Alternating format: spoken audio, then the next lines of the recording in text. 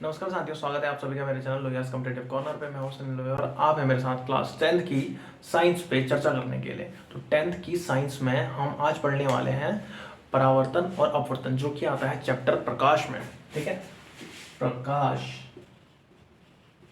इसमें main topic है, परावर्तन और अपवर्तन।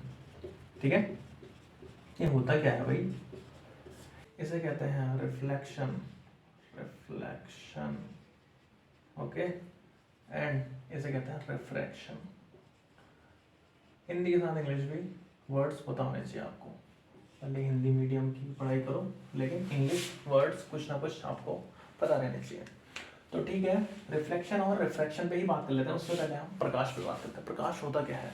प्रकाश ऊर्जा का रूप है जो कि हमें किसी भी वस्तु को देखने में सहायता प्रदान करता है। ठीक है, तो प्रकाश की डेफिनेशन आपको पता चल गई। आपको देखो ये दिख रहा है, किसके कारण? प्रकाश के कारण। अगर यहाँ पे अंधेरा होता तो ये नजर नहीं आता। ठीक है, तो ठीक है, अब हम देखते हैं प्रकाश का परावर्तन और अपवर्तन क्या होता है। परावर्तन समझा दूं मैं आपको। मान लो आपने मिरर पकड़ा हुआ है, मिरर से रोशनी टकरा के कभी आपको, आप बचपन में चिढ़ाते होगे ऐसे दूसरों को लाइट लगा के, सूरज के सामने ऐसे शीशा करके और दूसरे की ओर को लाइट भेजते होगे। दूसरों को परेशान करने के लिए किया करते थे हम बचपन में, तो शायद आप भी करते होगे। तो ठीक है, तो उससे वो क्या है, वो है परावर्तन की घटना। अगर हम डेफिनेशन का फॉर्म में परावर्तन को समझें तो हम ये कह सकते हैं कि कोई किसी माध्यम से कोई किरण आ रही है और किसी तल पे टकराकर वो लौट कर उसी माध्यम में चली जा रही है। ठीक है, तो ये है प्रकाश के परावर्तन की घटना। ठीक है, और अपवर्तन क्या होता है? आपने एक चीज की होगी, कभी भी आप पानी में पेंसिल डालो आदि तो आपको टेढ़ी नजर आती है। आपने तारों का टिमटिमाना देखा होगा, वो भी प्रकाश के अपवर्तन की घटना है। क्योंकि बहुत सारी लेयर्स होती हैं हमारे वायुमंडल में, बहुत सारी परतें हैं। ठीक है, जिसके कारण, जिसमें क्या है, धूल कण नमी ये सब पाए जाते हैं। और उसमें से जब प्रकाश किरण हमारे पास तक पहुंचती है तो कई माध्यमों से विचलित होते हुए पहुंचती है। विचलित होने का मतलब क्या है कि वो अपना रास्ता बदलते हुए पहुंचती है। तो रास्ता बदलते हुए पहुंचती है, कभी इस तरफ कभी उस तरफ, कभी इस तरफ तो कभी उस तरफ। तो हमें क्या लगता है कि तारे टिमटिमा रहे हैं। वो कहाँ से आ रही है? जो रोशनी तारों से आ रही है वो हमारे पास रास्ता बदलते हुए आ रही है, इसलिए हमें लग रहा है कि तारे टिमटिमा रहे हैं, जबकि वो टिमटिमाते नहीं है, वो नियत रूप से प्रकाश देते रहते हैं। ठीक है, तो चलो हम समझते हैं कंसेप्ट होता क्या है प्रकाश का परावर्तन। तो मान लो कोई ये तल है, ठीक है, ये तल में यहाँ वायु से प्रकाश की किरण आई और ये टकराकर वापस लौट गई। ठीक हो गया? तो ये क्या है? प्रकाश का परावर्तन। यहाँ पे क्या होता है कि कोई एक अभिलंब है, इसके मध्य में मान लेते हैं हम काल्पनिक रेखा, जिसे कहते हैं अभिलंब। और अभिलंब और आपतित किरण, आने वाली किरण क्या है? आपतित किरण। ठीक है, आपतित किरण कहते हैं इसे। और गुजरने वाली किरण क्या है? परावर्तित किरण। ठीक हो गया? परावर्तित किरण गुजरने वाली मतलब कि टकरा कर जो उसी माध्यम में लौट के चली जा रही है।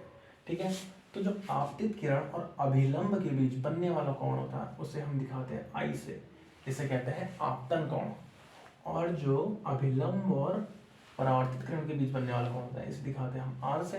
ठीक हो गया? और आर से दिखा रहे हैं, इसको कहते हैं हम परावर्तन कोण।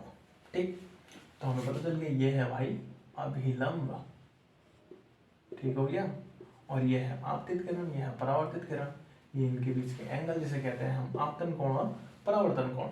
ठीक, और ये कोई तली है, मान लो चिकनी सतह है, चिकनी सतह से ही प्रकाश आसानी से टकरा के जाता है। ठीक है, तो हमें परावर्तन की घटना पता चल गई। परावर्तन क्या होता है?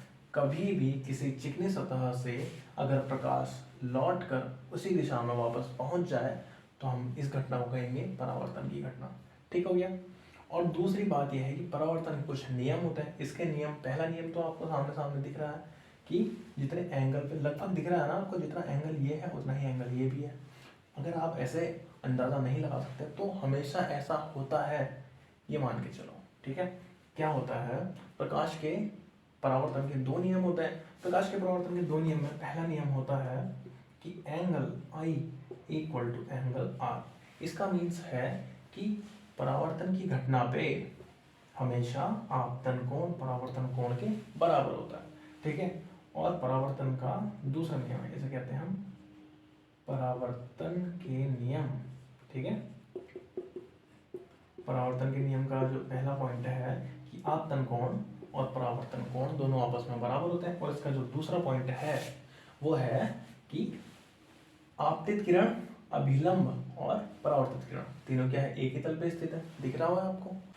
आप यहाँ देख सकते हैं कि जो आने वाली किरण है वो भी इसी तल में है, और जो जाने वाली किरण है परावर्तित किरण वो भी इसी तल से जा रही है, और जो अभिलंब है वो भी इसी तल पे स्थित है। तो हम ये कह सकते हैं कि आपतित किरण और परावर्तित किरण व अभिलंब क्या होते हैं, तीनों एक ही तल पर स्थित होते हैं, तीनों एक ही तल पर स्थित होते हैं, ठीक है। ये है आपके परावर्तन के दो नियम। इसको भी भाषा के रूप में लिख लेना कि आपतन कोण सदैव परावर्तन कोण के बराबर होता है। तो आपकी परावर्तन की घटना हो गई खत्म।